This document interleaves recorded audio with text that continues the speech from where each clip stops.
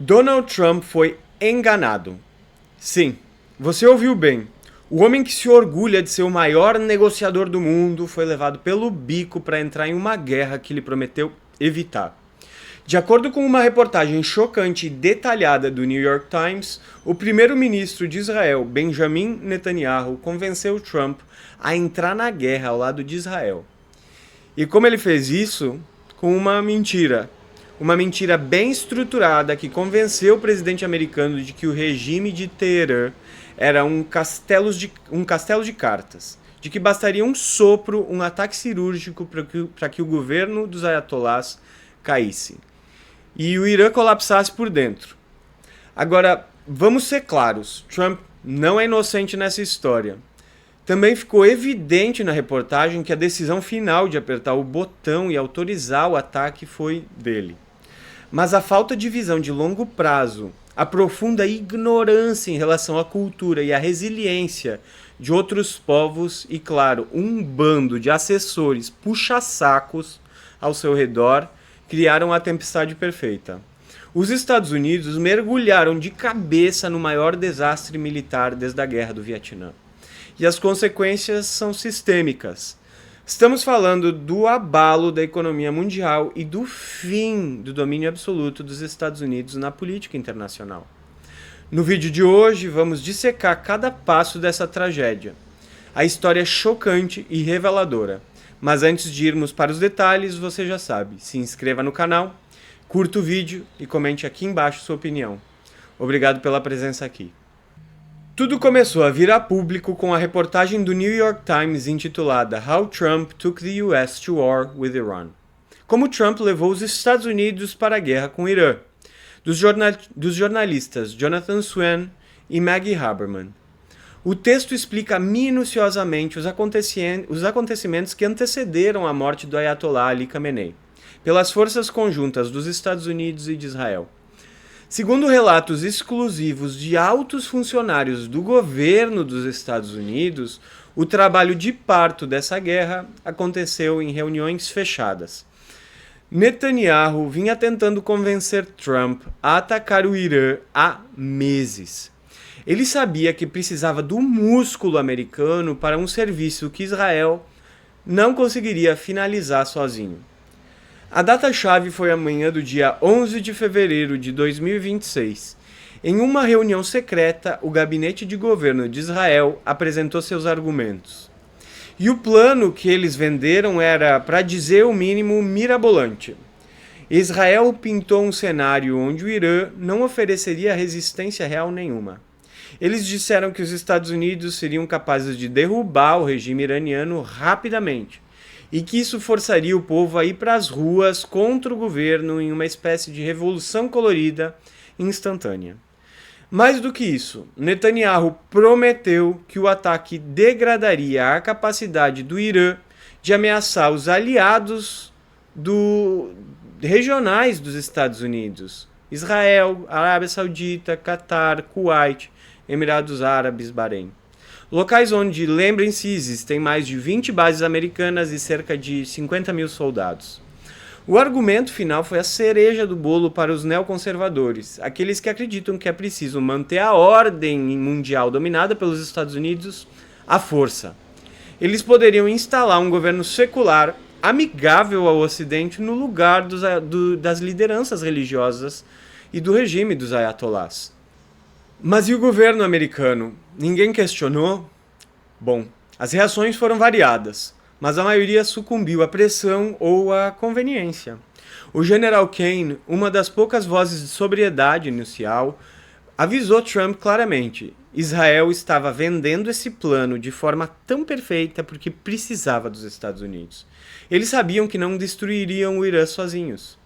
Já o vice-presidente dos Estados Unidos, J.D. Vance, manteve uma postura ambígua. Disse que não achava que a guerra era uma boa ideia, mas que apoiaria qualquer decisão do presidente Trump. Aquela velha tática de lavar as mãos. John Ratcliffe, o diretor da CIA, deu o argumento técnico que faltava do ponto de vista da inteligência, dos fatos. Ele afirmou que se o objetivo era matar o Ayatollah Khamenei, a CIA sabia como fazer. Eles tinham a inteligência de que a liderança iraniana teria uma reunião de cúpula no fim de fevereiro. Ratcliffe acreditava que era possível decapitar o líder supremo sem necessariamente causar uma mudança de regime imediata, algo que não era perfeito, mas era viável. No campo da comunicação, o assessor Chung alertou para o risco de relações públicas. Afinal, o povo norte-americano votou em Trump justamente para parar com os gastos de guerras intermináveis. Make America Great Again, faça a América grande de novo, e No More Wars, sem mais guerras. Mas a porta-voz, Caroline Leavitt, rebateu dizendo que se eles teriam que lidar eventualmente com o Irã, que fizessem logo de uma vez. E Marco Rubio, o secretário de Justiça, embora cético sobre a derrubar o regime iraniano, achava que pelo menos poderiam destruir o programa de mísseis do Irã. No fim, a decisão caiu no colo de Donald Trump. Movido por sua própria arrogância e pela ignorância de parte de sua equipe, ele deu um veredito: os Estados Unidos deveriam atacar. Netanyahu usou o ego de Trump como uma ferramenta cirúrgica para garantir o interesse imediato de Israel contra o Irã. Os norte-americanos cometeram um erro fatal. Eles subestimaram a inteligência e a preparação dos iranianos. Eles acharam que um país que está há 50 anos sob sanções e se defendendo de ameaças constantes não estaria pronto. A operação de 28 de fevereiro de 2026 de fato aconteceu, já faz mais de um mês. Eles conseguiram matar o Ayatollah e outras lideranças, além de causarem a morte de muitos civis. No papel parecia uma vitória, mas foi aí que o pesadelo começou. O Irã revidou com uma força que ninguém em Washington previu. Seus mísseis e drones não foram destruídos no ataque inicial, eles estavam escondidos em túneis subterrâneos profundos. Enquanto Israel e os Estados Unidos atacavam a infraestrutura civil, já que não conseguiram acabar com a capacidade militar do Irã, escolas, hospitais, fábricas, infraestrutura de produção de petróleo, o Irã focou no coração militar e econômico do inimigo no Oriente Médio. Eles destruíram bases americanas na região que estavam lá há muitas décadas, tornando-as inoperantes. Atacaram o território de Israel de ponta a ponta e, a cartada de mestre, fecharam o Estreito de Hormuz. Num piscar de olhos, 20% do petróleo mundial e 30% dos fertilizantes pararam de circular. Isso disparou um efeito dominó catastrófico na economia mundial. A falta de energia gerou uma inflação galopante. O governo dos Estados Unidos, que se achava militarmente superior, foi humilhado. Chegaram ao ponto de, após apenas um mês de conflito, pedir um cessar-fogo para negociar o fim das hostilidades nos termos impostos pelo Irã. E o que Israel fez? Se opôs imediatamente e continuou atacando, tentando manter os Estados Unidos presos na armadilha que eles mesmos ajudaram a montar. Mas precisamos entender quem é o arquiteto disso tudo. O que isso diz sobre Netanyahu? Ele é um político profundamente impopular hoje em Israel. Está metido em escândalos de corrupção que estavam na mídia antes da guerra, mas que se mantém no poder agora através do medo. Israel é composta por uma grande parcela de judeus imigrantes que fugiram de perseguições em todo o mundo, mas principalmente na Europa. Muitos judeus têm duas cidadanias, israelenses e europeias ou americanas. Netanyahu usa o trauma histórico do Holocausto e a promessa bíblica da Terra Prometida para manter o povo judeu de Israel em estado de alerta constante. O projeto sionista prega o direito dos judeus à terra da Bíblia, mas que era ocupada majoritariamente por árabes muçulmanos antes do século XX. Quanto mais palestinos eram expulsos de suas terras, perseguidos ou mortos, mais o sentimento de vingança na região cresceu. Israel queria a guerra no Afeganistão, no Iraque, na Síria, no Líbano, na Líbia, para impedir que os árabes se organizassem contra Israel. O povo israelense vive cercado por dezenas, centenas de milhões de muçulmanos que hoje os veem como invasores. Netanyahu alimenta esse cerco para justificar sua mão de ferro e para manter a pressão sobre o governo dos Estados Unidos, garantindo proteção militar e bilhões de dólares em financiamento.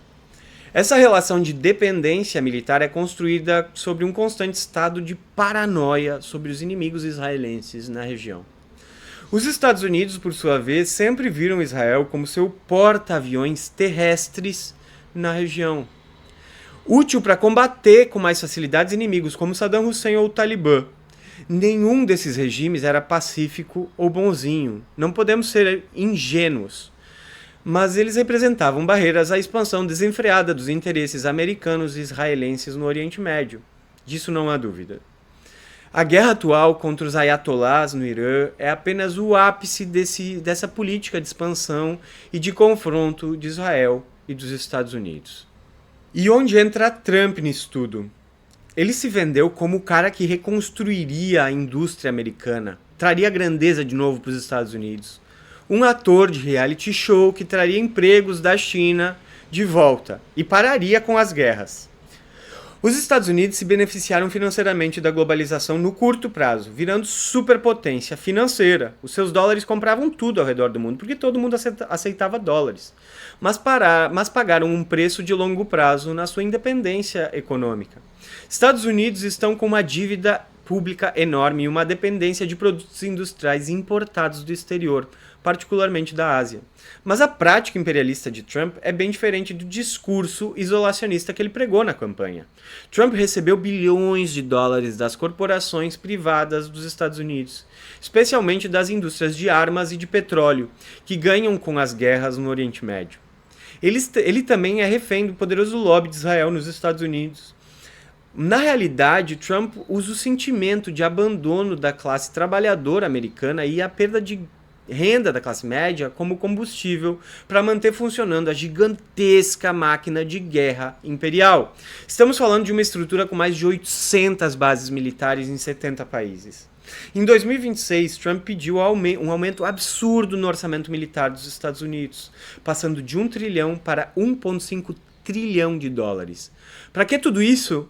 Para manter aliados como a Arábia Saudita e o Catar sob sua proteção, garantindo que o petróleo mundial continuasse sendo vendido exclusivamente em dólares. É o sistema do petrodólar sendo defendido a ferro e fogo, custe o que custar. E tudo isso sem falar do escândalo de Jeffrey Epstein, amigo de décadas de Donald Trump, que tem ligações fortes com Israel, envolvendo tráfico de pessoas menores de idade, que por acaso parou de passar na televisão por causa da guerra. A grande lição que fica é que a arrogância do imperialismo norte-americano nasce da sua própria ignorância. O Irã não ficou parado nos últimos 50 anos. Eles se prepararam, entenderam as fraquezas dos Estados Unidos e desenharam uma estratégia assimétrica para vencer. Os Estados Unidos subestimaram uma civilização persa de 4.000 anos de história, tratando-a como uma potência menor, como um povo inferior. Agora o preço está sendo pago. Os Estados Unidos perderam o status de imbatíveis no mundo. Perderam a estabilidade do seu sistema financeiro baseado no dólar e perderam a confiança dos seus parceiros árabes no Oriente Médio, que viram que a proteção americana, a sua promessa, é falha e perigosa. Enquanto isso, Israel continua em seu delírio de perseguição, tentando expandir seu domínio sobre a Palestina, o Líbano e a Síria. Mesmo que isso custe a paz mundial. Mas o mundo acordou agora. A ordem unipolar dominada pelos Estados Unidos chegou ao fim. A guerra no Irã foi o ponto de inflexão, o prego no caixão da hegemonia absoluta de Washington. E nós, brasileiros, onde ficamos nessa?